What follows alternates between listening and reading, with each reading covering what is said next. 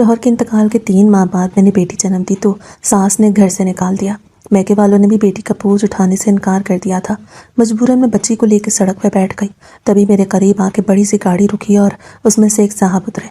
बोले, मेरे घर काम करोगी, बदले में तुम्हारी बेटी की परवरिश करूंगा। मैं मान गई। यूं उसने मेरी बच्ची को पढ़ा के डॉक्टर बनाया। मैं दिन रात साहब के लिए दुआ करती। एक दिन साहब का इंतकाल हुआ। जब उसको दफनाने लगे, लेकिन जब कब्र खोदी तो सामने का मंजर देख के होश उड़ गए। ऐ अल्लाह, क्या तेरे इस जहान में हम बेसहारा लोगों के लिए कोई छत बाकी नहीं रही। मैंने कामते हुए होठों से कहा और अपनी गोद में बिलखती हुई 3 माह की आयशा को अपनी शॉल में छुपाने की नाकाम कोशिश की।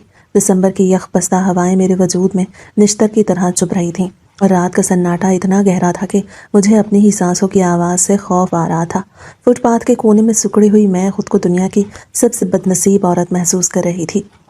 सामने सड़क बिल्कुल सुनसान थी, जहाँ से इक्का दुक्का गाड़ियाँ तेज़ी से गुजर रही थीं, मगर किसी को भी सड़क किनारे बैठी एक मजबूर माँ और उसकी भूखी बच्ची नज़र नहीं आ रही थी। मेरे सीने में दर्द का एक तूफान उठ रहा था कि आखिर मेरा कसूर क्या है जो मुझे ये सज़ा मिल रही है। अभी मैं इन्हीं सोचों में गुम थी कि दूर से एक गाड़ी की हेडलाइट्स की तेज़ रोशनी मेरी आंखों में पड़ी। रोशनी इतनी तेज़ थी कि मैंने अपना हाथ आंखों के आगे कर लिया। मुझे लगा ये गाड़ी भी बाकी गाड़ियों की तरह फराटे भरती हुई गुजर जाएगी, मगर शायद मेरी किस्मत की रात मज़ीद तज़लील लिखी थी। गाड़ी की रफ्तार धीमी हुई और वो मेरे बिल्कुल करीब आके रुक गई। काले रंग की चमकीली बड़ी गाड़ी का शीशा आहिस्ता आहिस्ता नीचे सरका तो मैंने सहम के अपनी बच्ची को और ज़ोर से भींच लिया। गाड़ी के अंदर से एक सफ़ेद बालों वाले बुजुर्ग ने झांक कर मुझे देखा। उनके चेहरे पर झुर्रियाँ थीं, मगर आंखों में एक अजीब सी चमक थी। वो कुछ लम्हे खामोशी से मुझे और मेरी गोद में मौजूद बच्ची को देखते रहे, जैसे किसी गहरी सोच में हों या शायद किसी को पहचानने की कोशिश कर रहे हों। फिर अचानक वो गाड़ी का दरवाज़ा खोल के तेज़ी से नीचे उतर आए। उनके चलने के अंदाज में एक इज़्तिराब था जो मुझे समझ नहीं आया। बेटी, तुम कौन हो और आधी रात को यहाँ इस शदीद सर्दी में अकेली क्या कर रही हो? उनकी आवाज़ में एक लर्जिश थी जो शायद सर्दी की वजह से नहीं बल्कि किसी अंदरूनी कैफियत की वजह से थी। मैंने डरते डरते उनकी तरफ देखा तो मुझे उनकी आंखों में शफ़क़त दिखाई दी। मैं कुछ बोलना चाहती थी, मगर सर्दी और भूख की वजह से मेरी आवाज़ मेरे गले में ही घुट के रह गई। मैंने सिर्फ नफ़ी में सर हिला दिया, जिसका मतलब था कि मेरा कोई ठिकाना नहीं है। मेरे खामोश इनकार ने जैसे उनके दिल पे कोई वार किया। वो तड़प के बोले, नहीं बेटी, ऐसा नहीं हो सकता कि मैं तुम्हें इस हाल में छोड़ कर चला जाऊं। देखो, तुम्हारी बच्ची सर्दी से नीली हो रही है। खुदा के लिए मेरी बात मानो और गाड़ी में बैठ जाओ। मैं तुम्हें किसी महफूज जगह पहुँचा दूँगा। मैं तुम्हें यहाँ सड़क पर मरने के लिए नहीं छोड़ सकता। उनका लहजा इतना पुरखलूस और दर्दमंदी से भरा हुआ था कि मेरे अंदर का खौफ कुछ कम हुआ। मैंने अपनी बेटी के ठंडे पड़ते जिस्म को महसूस किया तो ममता ने मुझे मजबूर कर दिया। मैंने कांपते हुए कदमों से गाड़ी की तरफ बढ़ना शुरू किया और पिछली सीट पर बैठ गई। गाड़ी के अंदर हीटर चल रहा था, जिसकी गरमाइश ने मेरे मुंजमद जिस्म में जैसे जान डाल दी हो। वो बुजुर्ग ड्राइविंग सीट पर बैठे और गाड़ी चलाती, मगर वो बार बार रेयर व्यू मिरर से मुझे देख रहे थे। उनकी नज़रों में एक सवाल था, एक तजस्सुस था, मगर वो खामोश थे। उस गर्म माहौल में मुझे सुकून मिला तो मेरे जहन में माजी के दरीचे खुले। मेरा नाम हलीमा है और अभी कुछ अर्सा पहले तक मैं सड़कों की खाक छानने वाली बेकारा नहीं बल्कि एक खुशहाल घराने की बहू थी। मेरा शौहर अहमद एक प्राइवेट कंपनी में ड्राइवर था और हम अपनी छोटी सी दुनिया में बहुत खुश थे। मुझे याद है, अहमद जब भी ड्यूटी से वापस आता तो उसके चेहरे पर थकावट के बजाय मुस्कुराहट होती थी। वो अक्सर कहता कि अल्लाह ने चाहा तो एक दिन हमारी ज़िंदगी भी बदल जाएगी। मेरे ससुर का इंतकाल बहुत पहले हो चुका था और अहमद का एक छोटा भाई था। हमारी शादी को भी 2 साल ही गुजरे थे और मैं उम्मीद से थी। अहमद के आने वाले बच्चे के लिए बहुत ख्वाब थे। वो कहता था कि अगर बेटा हुआ तो उसे अफसर बनाऊंगा और बेटी हुई तो उसे डॉक्टर बनाऊंगा, ताकि वो दुखी इंसानियत की खिदमत करे। मगर उसे क्या मालूम कि ज़िंदगी ने हमारे लिए क्या फ़ैसला कर रखा है। वो मनहूस दिन मुझे आज भी याद है जब मेरे घर के दरवाजे पर दस्तक हुई और मुझे खबर मिली कि अहमद का एक्सीडेंट हो गया है। बताया गया कि वो सेठ साहब की गाड़ी चला रहा था कि पहाड़ी रास्ते पर सामने से आने वाली गाड़ी को बचाते हुए उसकी गाड़ी खाई में जा गिरी। उस हादसे में अहमद दम तोड़ गया। ये खबर मुझ पर किसी कयामत से कम नहीं थी। मैंने चीख चीख कर रो रो के अपना बुरा हाल कर लिया, मगर जाने वाला जा चुका था। गाड़ी एक झटके से रुकी तो मैं ख्यालात की दुनिया से बाहर आई। सिग्नल बंद था और वो बुजुर्ग अभी भी शीशे से मुझे देख रहे थे। उन्होंने नरम लहजे में पूछा, बेटी, तुम कुछ बताओगी कि तुम इस नौबत तक कैसे पहुंची? तुम्हारे घर वाले कहाँ हैं? मैंने एक ठंडी आह भरी और अपनी दास्तान सुनाने लगी। अंकल, मेरे शौहर के मरने के बाद मेरी दुनिया उजड़ गई थी। अहमद के जाने के बाद मेरी सास का रवैया मेरे साथ बिल्कुल बदल गया। वो पहले भी मुझसे ज़्यादा खुश नहीं थी, मगर बेटी की कमाई की वजह से खामोश रहती थी। अहमद की तदफीन के कुछ दिन बाद ही उन्होंने मुझे ताने देने शुरू कर दिए। वो कहती, तुम मेरे बेटे के लिए मनहूस साबित हुई हो। तुम ने उसे खा लिया। मैं हामला थी और मुझे आराम और सुकून की ज़रूरत थी, मगर घर के सारे काम का बोझ मेरे कंधों पर डाल दिया गया।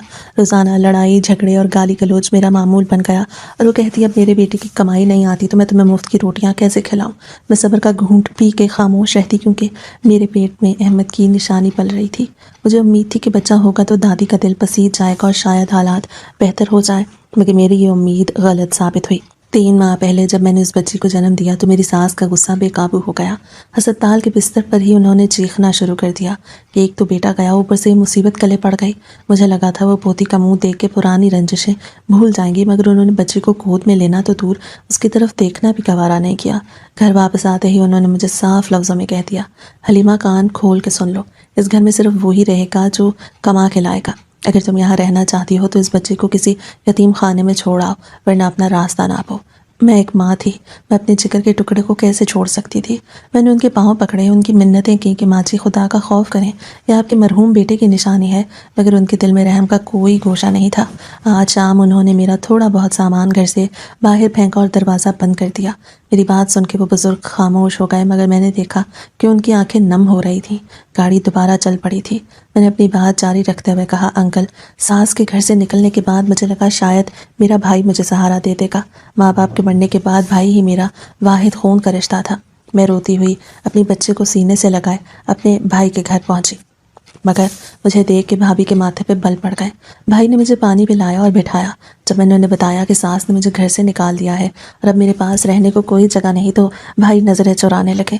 अभी भाई कुछ बोलने ही वाले थे कि भाभी ने दो टोक अल्फाज में कह दिया, हलीमा, तुम जानती हो महंगाई का दौर है, हमारे अपने अखराजात मुश्किल से पूरे होते हैं और हमारे पास इतना बड़ा घर भी नहीं कि हम तुम्हें और तुम्हारी बच्ची को रख सकें।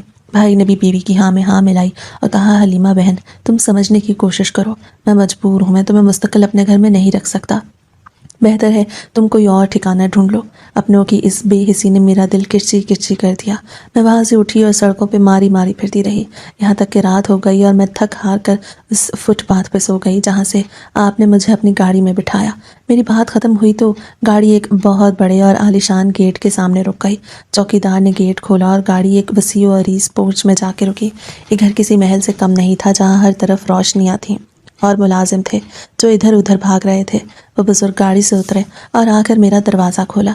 उन्होंने इंतहाई एहतराम से कहा, बेटी आओ, ये तुम्हारा ही घर है। मैं हिचकिचाते हुए गाड़ी से उतरी। मेरी पुरानी चादर और मैली हालत उस शानदार महल में बहुत अजीब लग रही थी, लेकिन सेठ साहब ने मुझे ज़रा भी एहसास कमतरी का शिकार नहीं होने दिया। उन्होंने मुलाजिमों को आवाज़ दी और एक उधेड़ उम्र मुलाजिमा मासी सकीना को बुला के कहा, सकीना बीबी, इनको मेहमान खाने में ले जाओ और इनके लिए गर्म पानी और खाने का इंतज़ाम करो, इन्हें किसी चीज़ की तकलीफ़ नहीं होनी चाहिए। फिर वो मेरी तरफ मुड़े और बोले, मेरा नाम रहीम है और सब मुझे सेठ रहीम कहते हैं। आज से तुम इस घर की इज्जत हो, तुम्हें यहाँ किसी चीज़ की कमी नहीं होगी, तुम बस इस घर की देखभाल करो और अपनी बेटी की परवरिश करो।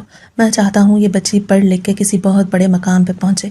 मैं हैरत के समुद्र में गौते खा रहा था। एक अजनबी शख्स मुझ पे इतना मेहरबान क्यों था? मुझे समझ नहीं आ रहा था कि मैं उनका शुक्रिया कैसे अदा करूँ। मैंने लरजती आवाज़ में कहा, सेठ साहब, मैं आपका यह एहसान कभी नहीं भूलूंगी। आप मेरे लिए फ़रिश्ता बन के आए हैं, वरना आज की रात शायद मैं और मेरी बच्ची ज़िंदा न बचते। उन्होंने गहरा सांस लिया और मेरी तरफ देखा।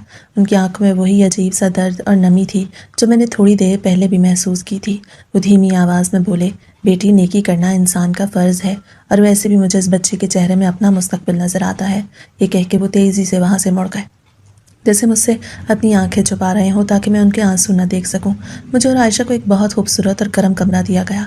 नरम बिस्तर और पेट भर खाने ने हमें सुकून की नींद सुला दिया। अगली सुबह मेरी ज़िंदगी का नया दौर शुरू हो गया। सेठ रहीम ने मुझे घर की मालकन जैसा इख्तियार दे दिया। मैंने भी घर का सारा निज़ाम संभाल लिया। मुलाजिम भी मेरी इज्जत करते थे। वक्त गुजरता गया और मैं अपनी बेटी आयशा के साथ वहाँ बहुत सुकून से रहने लगी। सेठ रहीम का रवैया मेरे साथ इंतहाई शफ़क़त भरा था, लेकिन आयशा के साथ उनका लगाव देख के मैं हैरान रह जाती थी। वो जब भी दफ्तर से आते तो सबसे पहले आयशा को पूछते, उसके लिए ढेरों खिलौने और महंगे कपड़े लाते। अक्सर शाम को वो आयशा को अपनी गोद में बिठा के खिलाते और उसे कहते, मेरी बच्ची, तुम्हें खूब पढ़ना है, तुम्हें डॉक्टर बनना है और दुखी लोगों का मसीहा बनना है, तुम अपने बाबा का नाम रोशन करोगी। मैं किचन के दरवाजे से खड़ी ये सब देखती तो सोच में पड़ जाती कि वो एक मुलाजमा की यतीम बच्ची के लिए इतने बड़े ख्वाब क्यों देखते हैं। उसे बिल्कुल अपनी सगी पोतियों की तरह चाहते थे, बल्कि शायद उससे भी ज़्यादा। کبھی کبھی رات کے وقت جب میں پانی لینے کے لیے کچن میں جاتی تو سیٹھ صاحب کی اسٹڈی روم کی لائٹ جل رہی ہوتی۔ ایک دو بار میں نے دیکھا کہ وہ اپنی کرسی پہ بیٹھے کسی پرانی تصویر کو دیکھ رہے ہیں اور ان کی آنکھوں سے آنسو گر رہے ہیں۔ ان کے چہرے پہ اتنا گہرا دکھ ہوتا تھا کہ میرا دل لرز جاتا تھا۔ ایک دن میں ہمت کر کے ان کے کمرے میں چائے دینے گئی تو وہ اسی طرح تصویر میں کھوئے ہوئے تھے۔ میرے قدموں کی آہٹ سن کر وہ چونک گئے اور جلدی سے وہ تصویر ڈائری کے اندر چھپا دی۔ میں نے محسوس کیا کہ وہ کچھ چھپا رہے ہیں، کچھ ایسا ہے جو ان کے دل پہ بوجھ بنا ہوا ہے۔ میں نے پوچھنا چاہا، سیٹھ صاحب آپ ٹھیک تو ہیں؟ کیا کوئی پریشانی ہے؟ انہوں نے زبردستی مسکراتے ہوئے کہا، نہیں بیٹی کوئی بات نہیں، بس بڑھاپا ہے، پرانی یادیں کبھی کبھی ستاتی ہیں، تم جاؤ آرام کرو۔ میں وہاں سے واپس تو آ گئی لیکن میرے ذہن میں سوالات کے سانپ لوٹنے لگے۔ آخر وہ تصویر کس کی تھی جسے دیکھ کے وہ اتنا روتے تھے؟ مجھے لگتا تھا اس محل کی دیواروں میں کوئی راز دفن ہے جو ابھی مجھ پہ کھلنا باقی ہے۔ سیٹھ رحیم کی حد سے زیادہ مہربانی اور عائشہ کے مستقبل میں ان کی اتنی دلچسپی محض انسانی ہمدردی نہیں ہو سکتی، لیکن میں خاموش رہی اور اللہ کا شکر ادا کرتی رہی کہ اس نے مجھے اور میری بیٹی کو چھت اور عزت دی۔ عائشہ بڑی ہو رہی تھی اور وقت تیزی سے گزر رہا تھا، مگر سیٹھ رحیم کی آنکھوں کا وہ چھپا ہوا غم بھی وقت کے ساتھ ساتھ گہرا ہوتا جا رہا تھا۔ وقت کا پہیہ اپنی مخصوص رفتار سے گھومتا رہا اور سیٹھ رحیم کے عالیشان گھر کی محفوظ چار دیواری میں عائشہ بچپن کی دہلیز پار کر کے شعور کی منزلیں طے کرنے لگی۔ سیٹھ رحیم کا سایہ اس کے سر پہ کسی گھنے اور تناور درخت کی طرح قائم تھا جو اسے زمانے کی ہر تپتی دھوپ اور سرد گرم ہواؤں سے بچائے ہوئے تھا۔ میں اکثر دیکھتی کہ جب وہ اسکول جانے کے لیے تیار ہوتی تو سیٹھ رحیم خود پورچ میں کھڑے اس کا انتظار کر رہے ہوتے، اسے گاڑی میں بٹھاتے اور ڈرائیور کو بار بار احتیاط سے گاڑی چلانے کی تاکید کرتے جیسے وہ کانچ کی گڑیا ہو۔ شام کو جب وہ واپس آتی تو وہ اپنا سارا کام چھوڑ کر اس کی باتیں سنتے، اس کی اسکول کی کاپیاں چیک کرتے اور اگر کبھی اسے کسی مضمون میں مشکل پیش آتی تو وہ گھنٹوں بیٹھ کے اسے پڑھاتے۔ عائشہ اسکول میں ایک انتہائی ذہین اور لائق طالبہ کے طور پہ پہچانی جاتی تھی۔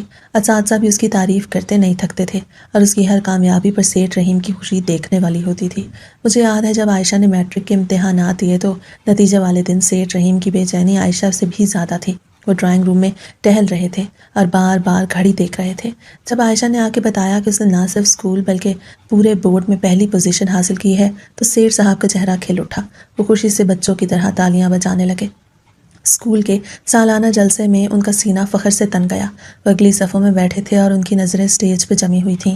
جب اسپیکر نے عائشہ کا نام پکارا تو سب سے پہلے اپنی نشست سے کھڑے ہونے والے سیٹھ رحیم ہی تھے۔ ہال تالیوں سے گونج رہا تھا اور میری آنکھوں میں خوشی کے آنسو تھے۔ عائشہ نے اسٹیج پہ جا کے اپنا انعام اور شیلڈ وصول کی اور پھر مائک پہ آ کے اپنی کامیابی کو اپنے بڑے ابا یعنی سیٹھ رحیم کے نام منسوب کیا تو میں نے دیکھا کہ ان کی بوڑھی آنکھوں سے آنسو چھلک پڑے تھے۔ وہ جذبات سے مغلوب ہو چکے تھے۔ تقریب کے بعد جب لوگ ان کے پاس مبارکباد دینے آئے اور کسی نے پوچھا کہ سیٹھ صاحب یہ آپ کی پوتی ہے تو انہوں نے فوراً عائشہ کو اپنے بازو کے گھیرے میں لیتے ہوئے انتہائی فخر سے کہا تھا، ہاں یہ میری پوتی ہے، یہ میری بیٹی ہے۔ میں ایک طرف کھڑی یہ منظر دیکھ رہی تھی اور میرا دل ایک انجانے بوجھ اور تشکر کے ملے جلے جذبات تلے دبا جا رہا تھا۔ گھر واپسی پر گاڑی میں ماحول بہت خوشگوار تھا مگر میرے دل میں وہی پرانا سوال سر اٹھا رہا تھا۔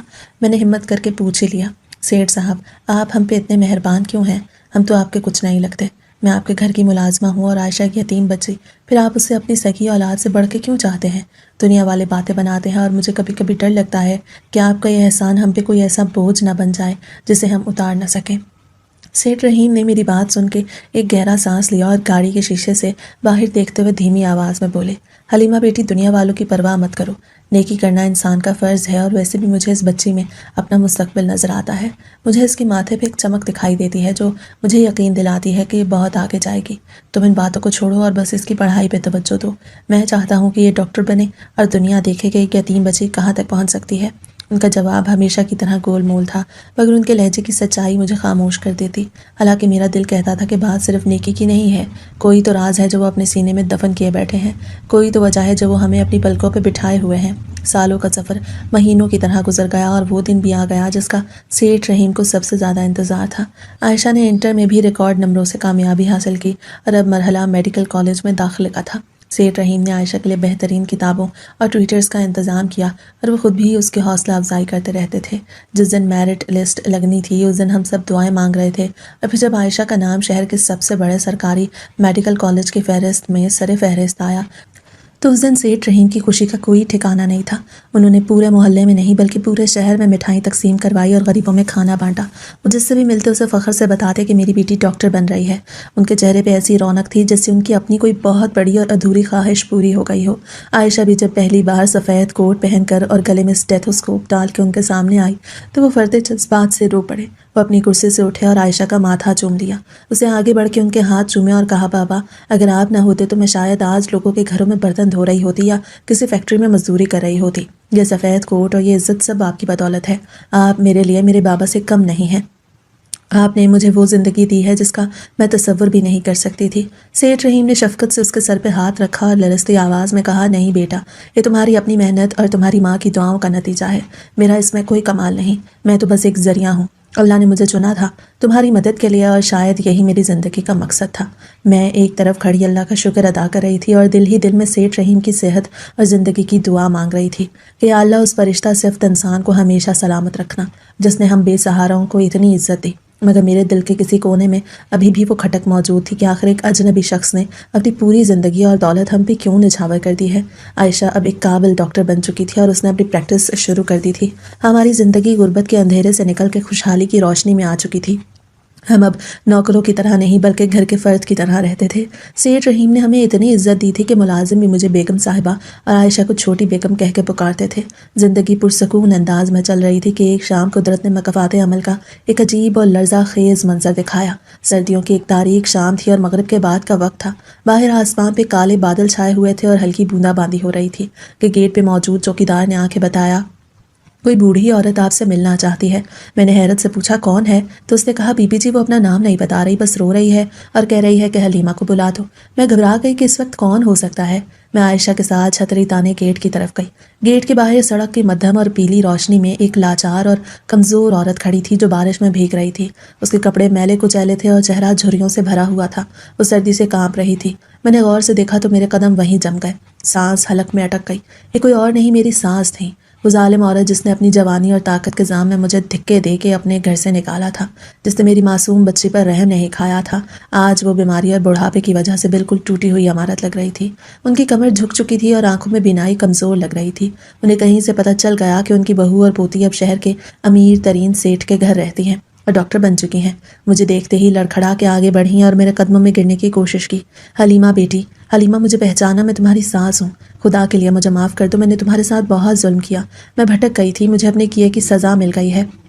मेरे छोटे बेटे ने भी शादी के बाद मुझे छोड़ दिया और जायदाद बेच के अपनी बीवी के साथ बाहर चला गया। अब मेरा कोई ठिकाना नहीं है, मैं दर दर की ठोकरें खा रही हूँ। लोग मुझे भीख भी नहीं देते। खुदा के लिए मुझे अपने पास रख लो, मैं तुम्हारी नौकरानी बन के रह लूँगी, बस मुझे छत दे दो। मैंने अपनी सास को इस हाल में देखा तो माजी के सारे ज़ख्म किसी ताज़ा चोट की तरह टीस देने लगे। मेरा दिल खून के आंसू रोने लगा। वो काली और हौलनाक रात मेरी आंखों के सामने घूम गई जब उन्होंने मुझे दूध पीती बच्ची के साथ सर्दी में घर से निकाला था। उनके वो जहरीले अल्फाज मेरे कानों में गूंजने लगे कि तुम मनहूस हो और इस बच्ची को यतीम खाने छोड़ा। तब उन्होंने नहीं सोचा था कि मैं कहाँ जाऊँगी। मैंने उस रात उनके पाँव पकड़े थे मगर उन्होंने मुझे ठोकर मार दी। मेरा दिल एक पल के लिए पसीजा कि आखिर ये मेरे मरहूम शौहर की माँ है और बूढ़ी हैं, मगर फिर मेरा ज़मीर और मेरी अना जाग उठी। ये वो औरत थी जिसने मेरी ममता का तमाशा बनाया था और मेरी बेटी को मारने की कोशिश की थी। मैंने अपने आप को संभाला और अपने आप को मजबूत किया और कहा कि माँ जी, मैंने आपको माफ़ कर दिया था क्योंकि मैं आप जैसे पत्थर दिल नहीं हो सकती। आप मेरे अहमद की माँ हैं, इसलिए आपका एहतराम अपनी जगह, मगर मैं आपको अपने साथ इस घर में नहीं रख सकती। मैं वो वक्त नहीं भूली जब मुझे और मेरी बेटी को आपकी सबसे ज़्यादा ज़रूरत थी। तब आपने हमें धत्कार दिया, हम फुटपाथ पर सोए, हम भूखे रहे। तब आपको हमारी याद नहीं आई, तब आपको ये पोती याद नहीं आई। आज जब अल्लाह ने हमें इज्जत दी तो आपको रिश्ता याद आ गया। मैं आपको माफ़ करती हूँ मगर मैं आपके साथ नहीं रह सकती, ये मेरा अटल फैसला है। आयशा खामोशी से ये सब देख रही थी। उसकी आंखों में भी आंसू थे मगर उसने मुझे रोका नहीं क्योंकि वो भी जानती थी कि हमने कितना अजाब झेला है। सास ने बहुत मिन्नतें की, रोई पीटी, मगर मैं जानती थी कि रिश्ते ज़बरदस्ती और खुदगर्जी की बुनियाद पर नहीं निभाए जाते। मैंने पर्स से कुछ पैसे निकाल के उनके हाथ में दिया और ड्राइवर से कहा कि इन्हें बस स्टॉप तक छोड़ आए। اگر یہ کہیں جانا چاہیں تو انہیں کرایہ بھی دے دیں۔ وہ روتی ہوئی گاڑی میں بیٹھی اور چلی گئیں۔ عائشہ نے مجھے گلے لگایا اور کہا، امی آپ نے بالکل ٹھیک کیا۔ جو لوگ برے وقت میں ساتھ چھوڑ دیں اور ظلم کی انتہا کر دیں وہ اچھے وقت میں ساتھ رہنے کے حقدار نہیں ہوتے۔ اس رات مجھے بہت سکون کی نیند آئی، جیسے میرے سینے سے سالوں کا بوجھ اتر گیا ہو اور قدرت نے میرا انصاف کر دیا ہو۔ اس واقعے کے کچھ عرصے بعد گھر کی فضا اداس ہونے لگی۔ سیٹھ رحیم جو ہماری زندگی کا محور تھے اور ہمیشہ ہنستے مسکراتے رہتے تھے، اچانک بیمار رہنے لگے۔ ان کی کھانسی بڑھ گئی اور چہرہ پیلا پڑنے لگا۔ عائشہ نے ان کا معائنہ کیا اور ٹیسٹ کروائے تو پتہ چلا کہ انہیں دل کی شدید تکلیف ہے اور ان کا دل اب بہت کمزور ہو چکا ہے۔ وہ مزید صدمہ یا بوجھ برداشت نہیں کر سکتے۔ ہم نے شہر کے بڑے بڑے ماہر ڈاکٹرز کو دکھایا، ہر طرح کا مہنگا ترین علاج کروایا، مگر ان کی حالت بگڑتی جا رہی تھی۔ کمزوری اتنی بڑھ گئی تھی کہ اٹھنا بیٹھنا بھی مشکل ہو گیا تھا۔ میں اور عائشہ دن رات ان کی خدمت میں لگے رہتے تھے۔ عائشہ تو ہاسپٹل سے چھٹی لے کے ان کے سرہانے بیٹھی رہتی اور انہیں اپنے ہاتھوں سے دوا کھلاتی۔ وہ اکثر نیم غنودگی میں میرا اور عائشہ کا ہاتھ پکڑ لیتے اور ان کی آنکھوں سے آنسو بہنے لگتے۔ ایک رات جب میں ان کے کمرے میں ان کی خیریت دریافت کرنے گئی تو وہ جاگ رہے تھے اور چھت کو گھور رہے تھے۔ انہوں نے مجھے دیکھا تو اشارے سے پاس بلایا اور میرا ہاتھ اپنے کمزور اور ٹھنڈے ہاتھوں میں لے کے کہا، حلیمہ بیٹی، اب میرا وقت قریب ہے اور مجھے خوشی ہے کہ میں اب سکون سے مر سکتا ہوں۔ میں نے اپنا قرض اتار دیا ہے، میرے کندھوں پہ جو بوجھ تھا وہ اب ہلکا ہو گیا ہے، میں اب احمد سے آنکھیں ملا سکوں گا۔ مجھے ان کی یہ قرض والی بات سمجھ نہیں آتی تھی۔ میں حیرانی اور پریشانی سے پوچھتی، سیٹھ صاحب آپ کیسی باتیں کرتے ہیں؟ آپ نے ہم سے کون سا قرض لیا، بلکہ ہم تو آپ کے مقروض ہیں۔ آپ کا احسان ہم 7 جنموں میں بھی نہیں اتار سکتے۔ آپ پلیز ایسی باتیں نہ کیا کریں۔ وہ بس پراسرار انداز میں مسکرا دیتے اور آسمان کی طرف انگلی اٹھا کے کہتے، یہ سب اس کا نظام ہے، میں تو بس ایک وسیلہ تھا۔ مگر یاد رکھنا حلیمہ، حقدار حق تک پہنچ گیا، اب مجھے کوئی پچھتاوا نہیں۔ ان کی باتیں مگر یاد رکھنا حلیمہ، حقدار تک پہنچ گیا ہے، اب مجھے کوئی پچھتاوا نہیں ہے۔ ان کی باتیں پہیلیاں لگتی تھیں مگر ان کی آنکھوں میں موت کی پرچھائیاں دیکھ کے میرا دل دہل جاتا۔ آخر کار وہ منحوس گھڑی بھی آن پہنچی جس کا ڈر تھا۔ سردیوں کی ایک اداس اور ویران شام سیٹھ رحیم ہمیں روتا چھوڑ کے اپنے خالق حقیقی سے جا ملے۔ ان کے انتقال کی خبر جنگل کی آگ کی طرح پورے شہر میں پھیل گئی۔ یہ خبر سنتے ہی لوگوں کا ایک ہجوم امڑ آیا۔ پورا محلہ سوگوار تھا کیونکہ وہ سب کے لیے مسیحا تھے۔ شہر کی بڑی بڑی شخصیات ان کے جنازے میں شرکت کے لیے آئیں۔ وہ لوگ بھی آ گئے جو ان کی زندگی میں کبھی ان کا حال پوچھنے نہیں آئے تھے، اور وہ دور پرے کے رشتہ دار بھی نمودار ہو گئے جو شاید ان کی جائیداد کی امید میں مگرمچھ کے آنسو بہا رہے تھے اور کونے میں کھڑے کھسر پھسر کر رہے تھے۔ جنازے کا وقت ہوا تو ایک عجیب اور موت منظر دیکھنے میں آیا۔ جب ان کی میت کو غسل دیا گیا تو ان کا چہرہ نور سے چمک رہا تھا، اور جب جنازہ قبرستان لے جایا گیا اور قبر میں اتارا گیا تو قبر سے اچانک گلابوں جیسی بھینی بھینی خوشبو آنے لگی۔ یہ خوشبو اتنی تیز اور سکون آور تھی کہ وہاں موجود ہر شخص حیران رہ گیا۔ لوگ ایک دوسرے کو دیکھنے لگے کہ یہ خوشبو کہاں سے آ رہی ہے۔ یہ کوئی دنیاوی عطر نہیں تھا بلکہ جنت کی خوشبو محسوس ہو رہی تھی، اور جب قبر پہ مٹی ڈالی گئی تو مٹی اتنی نرم تھی جیسے ریت ہو اور خود بخود قبر کو ڈھانپ رہی ہو۔ وہاں موجود مولوی صاحب نے بلند آواز میں کہا کہ سبحان اللہ، یہ اللہ کے ولی کی نشانی ہے۔ ضرور اس بندے نے کوئی ایسی نیکی کی ہے، کوئی ایسا چھپا ہوا عمل کیا ہے جو اللہ کو بہت پسند آ گئی ہے۔ لوگ ان کی ولایت کے قصے بیان کرنے لگے اور عقیدت سے قبر کی مٹی کو چومنے لگے۔ میں اور عائشہ ایک کونے میں کھڑی زاروں قطار رو رہی تھیں۔ ہمارے لیے تو وہ ولی سے بھی بڑھ کے تھے جنہوں نے ہماری زندگی سنوار دی تھی۔ وہ ہمارے سرپرست تھے، ہمارے محسن تھے، مگر میرے دل میں سیٹھ صاحب کے آخری الفاظ بار بار گونج رہے تھے کہ میں نے اپنا قرض اتار دیا ہے۔ مجھے کیا معلوم تھا کہ ان کی موت کے بعد ایک ایسا راز کھلنے والا ہے جو میرے پیروں تلے سے زمین نکال دے گا، اور مجھے پتہ چلے گا کہ وہ قرض کس چیز کا تھا۔ سیٹھ صاحب کے وہ دور پرے کے رشتہ دار جو ان کی زندگی میں کبھی ان کے دروازے پہ نہیں آئے تھے، آج ان کے ڈرائنگ روم میں برا جمان تھے، اور ان کی نظریں گھر کے قیمتی سامان اور جائیداد پہ گڑی ہوئی تھیں۔ میں اور عائشہ ایک کونے میں بیٹھی رو رہی تھیں کہ تبھی سیٹھ صاحب کے خاندانی وکیل مسٹر کمال اپنے بریف کیس تھامے اندر داخل ہوئے۔ ان کے آتے ہی کمرے میں گہرا سناٹا چھا گیا۔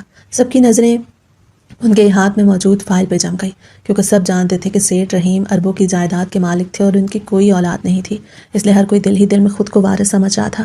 وکیل صاحب نے سب پہ ایک طائرانہ نظر ڈالی اور پھر گلا صاف کرتے ہوئے بولے، آپ سب جانتے ہیں کہ سیٹھ رحیم ایک بہت اصول پسند انسان تھے۔ انہوں نے اپنی زندگی میں ہی اپنے تمام معاملات طے کر لیے تھے، اور میرے پاس ان کی قانونی وصیت بھی موجود ہے جو انہوں نے اپنے پورے ہوش و حواس میں لکھوائی تھی۔ یہ سنتے ہی رشتہ داروں کے کان کھڑے ہو گئے۔ ایک بھاری بھرکم خاتون جو خود کو سیٹھ صاحب کی چچی زاد کہتی تھیں فوراً بول اٹھیں، وکیل صاحب جلدی بتائیں مرحوم نے ہمارے لیے کیا چھوڑا، آخر ہم ہی ان کے خون کے رشتہ دار ہیں۔ وکیل صاحب نے اطمینان سے فائل کھولی اور پڑھنا شروع کیا۔ میں رحیم بخش اپنے مکمل ہوش و حواس میں یہ وصیت کرتا ہوں کہ میری مرنے کے بعد تمام منقولہ اور غیر منقولہ جائیداد، میرا بینک بیلنس، میری فیکٹریز اور یہ گھر میری منہ بولی بیٹی ڈاکٹر عائشہ اس کی والدہ حلیمہ کے نام کیا جائے۔